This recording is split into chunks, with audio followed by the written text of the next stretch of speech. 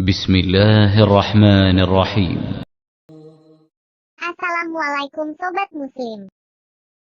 Syiah yang dianggap sebagai salah satu sekte terbesar di Republik Islam Iran memiliki peran penting dalam menyebarkan paham-paham ajarannya di seluruh negara Islam lainnya, termasuk Indonesia. Perdebatan terkait kapan awal mula Syiah masuk ke Indonesia pun tidak dapat diabaikan.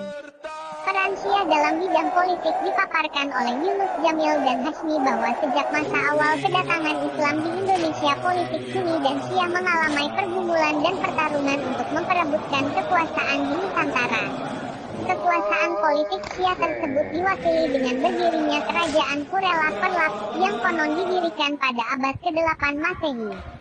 Pendiri kerajaan ini adalah para pelaut pedagang Muslim asal Persia, Arab dan Gujarat. Zainuddin BKK, Syiah dan politik di Indonesia, halaman 9. Terlepas benar atau tidak data tersebut, Syiah Indonesia sudah menjalar di berbagai pelosok Nusantara, Indonesia, dan bahkan banyak lembaga-lembaga Syiah yang sudah berdiri kokoh. Berikut ini 5 lembaga besar Syiah di Indonesia.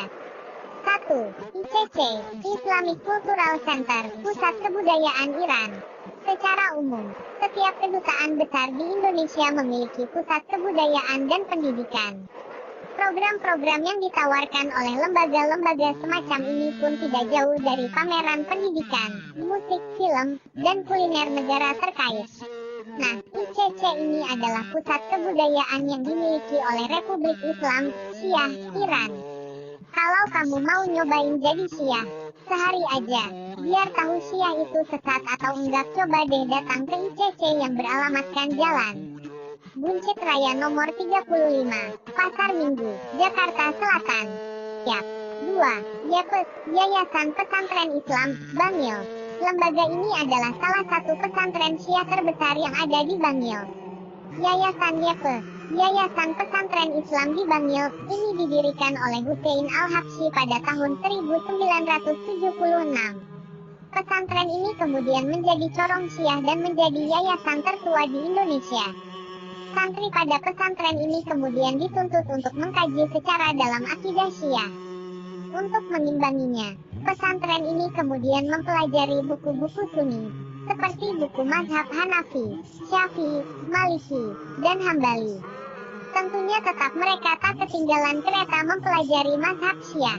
Maka, keluaran pesantren ini pun banyak-banyak memotori dakwah di beberapa tempat di Indonesia dengan visi terselubung.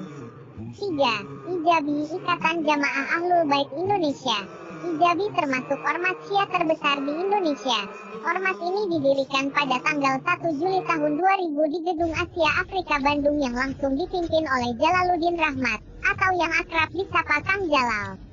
Sebagaimana dilansir dalam website Ijabi, di antara tujuan didirikannya ormas ini adalah 1. Membangun diri untuk hidup berjamaah dan berimamah. 2. Mengenalkan dan menyebarkan ajaran Islam yang diriwayatkan melalui jalur keluarga Nabi As. 3. Memberdayakan masyarakat ekonomi kecil dan lemah, mustadafin. 4. Mengembangkan kajian-kajian spiritual dan intelektual. 5. Menjalin dan memelihara hubungan baik dengan seluruh organisasi keagamaan lainnya. 4.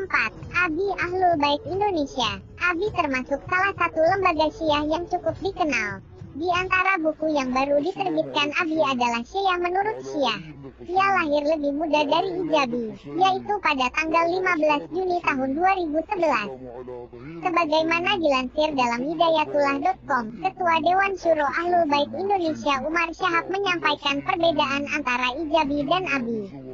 Menurutnya, ABI didominasi oleh kalangan tradisionalis Syiah, baik dalam masalah spiritual, pemikiran, dan lainnya. Sementara itu, Ijabi didominasi kalangan modernis. 5. OASY, The Organization of Ahlul Bait for Social Support and Education. Nah, kalau tadi di atas disebut-sebut Ijabi yang identik dengan nama Kang Jalal. Sekarang, ada OASY. Dedengkot organisasi ini adalah istri kedua Kang Jalal, Emilia Reni Taat. Tapi untuk sekarang sudah bukan lagi istrinya, alias sudah jadi mantan istri. Sebagaimana dilansir dalam website syiahindonesia.com, perceraian keduanya hanya gara-gara beda marja, tokoh panutan. Kang Jalal Marja, Nya Humaini. Sedangkan Emilia Marja, Nya Asy Syirazi, yang beraliran Rafidah.